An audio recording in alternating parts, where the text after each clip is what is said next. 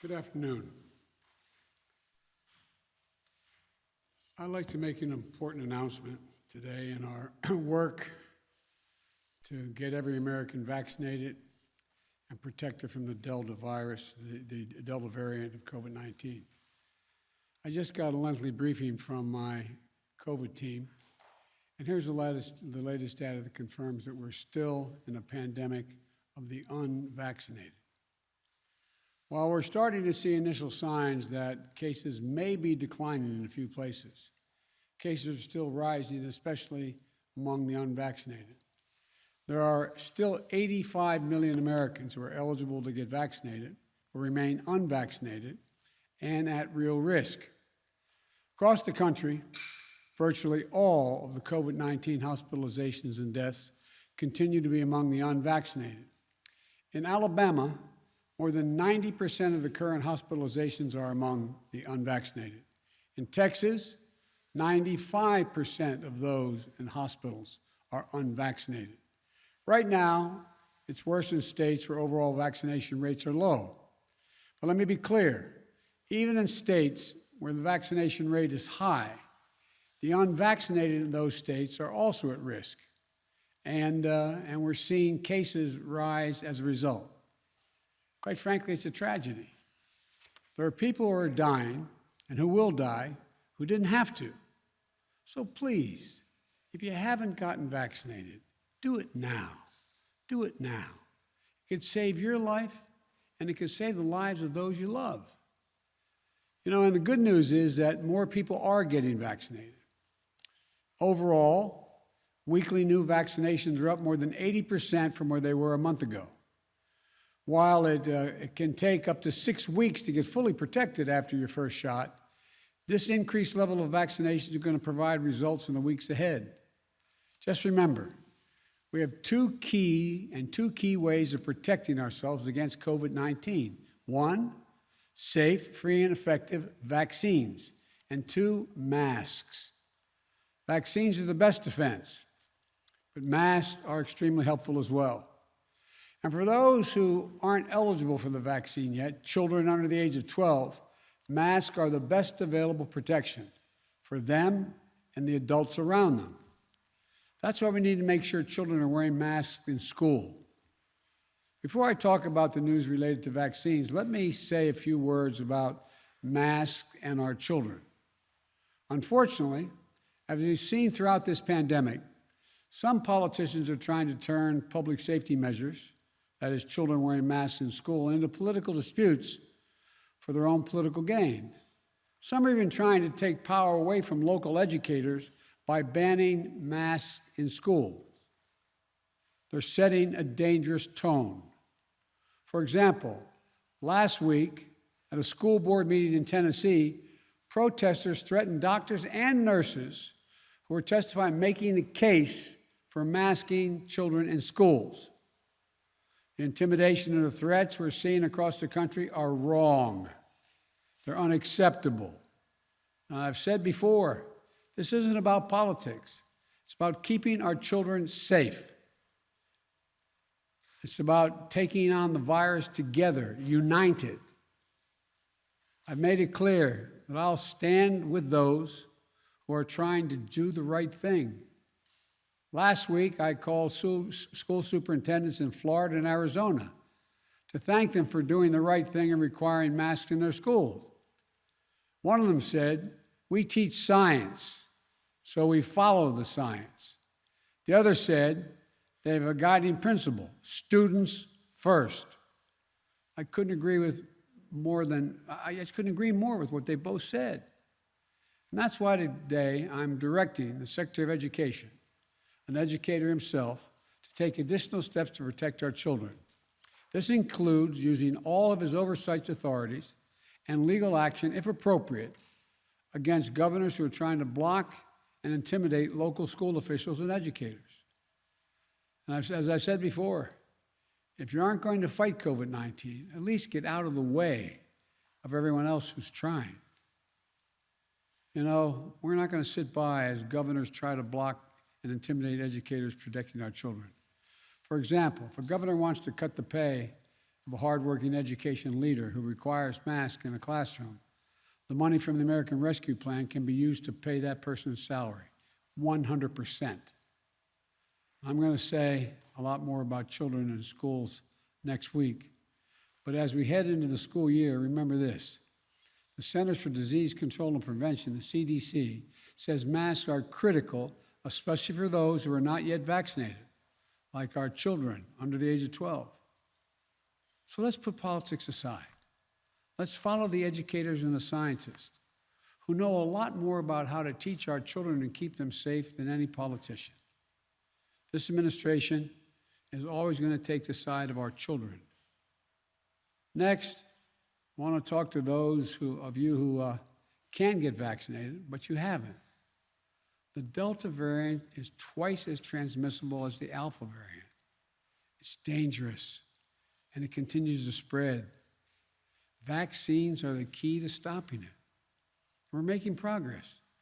Today, more than 90% of seniors have at least had one shot, and 70% of people over the age of 12 have gotten their first shot as well. That's good news, but we need to go faster. That's why I'm taking steps on vaccination requirements where I can. Already I've outlined vaccine requirements that are going to reach millions of Americans, federal workers and contractors, medical staff caring for our veterans at VA hospitals, and our active duty military reservists and National Guard. Today I'm announcing a new step. If you work in a nursing home and serve people on Medicare or Medicaid, you will also be required to get vaccinated. More than 130,000 residents in nursing homes have sadly, over the period of this virus, passed away. At the same time, vaccination rates among nursing home staff significantly trail the rest of the country. The studies show that highly vaccinated nursing home staff is associated with at least 30% less COVID-19 cases among long-term care residents. With this announcement, I'm using the power of the federal government as a payer of health care costs to ensure we reduce those risks to our most vulnerable seniors. These steps are all about keeping people safe and out of harm's way. If you walk into a government office building, you should know that federal workers are doing everything possible to keep you safe. If you're a veteran seeking care at a VA hospital, you should not be at a greater risk walking into the hospital than you were outside the hospital. And now, if you visit, live, or work in a nursing home, you should not be at a high risk for contracting COVID from unvaccinated employees. While I'm mindful that my authority at the federal level is limited, I'm going to continue to look for ways to keep people safe and increase vaccination rates. And I'm pleased to see the private sector stepping up as well. In the last week, AT&T, Amtrak, McDonald's, they all announced vaccine requirements. I recently met with a group of business and education leaders from United Airlines to Kaiser Permanente to Howard University. We're also doing the same thing. Over 200 health systems, more than 50 in the past 2 weeks, have announced vaccine requirements.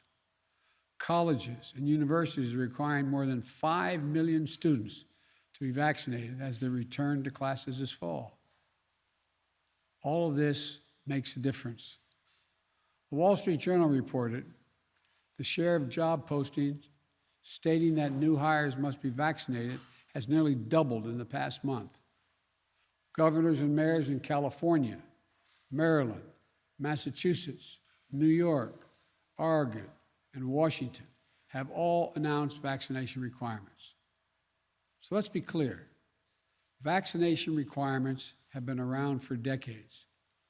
Students, healthcare professionals, our troops are typically required to receive vaccines to prevent everything from polio to smallpox to measles to mumps to rubella. In fact, the reason most people in America don't worry about polio, smallpox, measles, mumps, or rubella today is because of vaccines. It only makes sense to require a vaccine that stops the spread of COVID-19. And it's time for others to step up. Employers have more power today to end this pandemic than they have ever had before. My message is simple. Do the right thing for your employees, consumers, and your businesses. Let's remember, the key tool to keeping our economy going strong is to get people vaccinated and at work. I know that I'll have your back. They should know I'll have their back, as I have the back of the states trying to do the right thing as well. For example, yesterday, I instructed the Federal Emergency Management Agency, FEMA, to extend full reimbursement through the end of the year to state deployments of National Guard in support of COVID-19 response. Nearly 18,000 National Guard members are supporting our response nationwide, from caring for patients to administering vaccines to running testing sites to distributing supplies. As the states continue to recover from the economic toll left by COVID-19, the full reimbursement of National Guard services during this pandemic will be another tool that will help them shore up their budgets, meet the needs of their communities, and continue our economic recovery. These are the latest steps we're taking to get more people vaccinated. Next, I want to speak to you all of you who are vaccinated. How should you be thinking about the moment we're in? First, know that you're highly protected against severe illness and death from COVID-19. Only a small fraction of people going to the hospital today are those who have been vaccinated. But we have a responsibility to give the maximum amount of protection, all of you the maximum amount. Earlier today, our medical experts announced a plan for booster shots to every fully vaccinated American, adult American. You know, this will boost your immune response. It will increase your protection from COVID-19. And it's the best way to protect ourselves from new variants that could arise. The plan is for every adult to get a booster shot 8 months after you got your second shot. Pending approval from the Food and Drug Administration, the CDC's Committee of Outside Experts will be ready to start this booster program during the week of September 20, in which time anyone vaccinated on or before January 20 will be eligible to get a booster shot. So that means that if you got your second shot on February 15th, you're eligible to get your booster shot on October 15th. If you got your second shot on March 15th, go for your booster starting November 15th, and so on. Just remember, as a simple rule, 8 months after your second shot, get a booster shot. These booster shots are free. We'll be able to get the booster shots at any one of approximately 80,000 vaccination locations nationwide. It will be easy. Just show your vaccination card and you'll get a booster. No other ID, no insurance, no state residency requirement. My administration has been planning for this possibility in this scenario for months. We purchased enough vaccine and vaccine supplies so that when your 8-month mark comes up, you'll be ready to get your vaccination free, that booster shot free, and we have it available. It will make you safer and for longer, and it will help us end the pandemic faster. Now, I know there's some world leaders who say America shouldn't get a third shot until other countries got their first shot. I disagree. We can take care of America and help the world at the same time. In June and July, America administered 50 million shots here in the United States, and we donated 100 million shots to other countries. That means that America has donated more vaccine to other countries than every other country in the world combined. During the coming months of fall and early winter, we expect to give out about 100,000 boosters, and the United States will donate more than 200 million additional doses to other countries. This will keep us on our way to meeting our pledge of more than 600 million vaccine donations, over $500 million. And as I said before, we're going to be the arsenal of vaccines to beat this pandemic as we were the arsenal of democracy to win World War II. So let me conclude with this. The threat of the Delta virus remains real, but we are prepared. We have the tools. We can do this. So all those of you who are unvaccinated, please get vaccinated for yourself and for your loved ones, your neighborhood, and for your community. And to the rest of America, this is no time to let our guard down. We just need to finish the job with science, with facts, and with confidence. And together, as the United States of America, we'll get this done. God bless you all, and may God protect our troops. Thank you.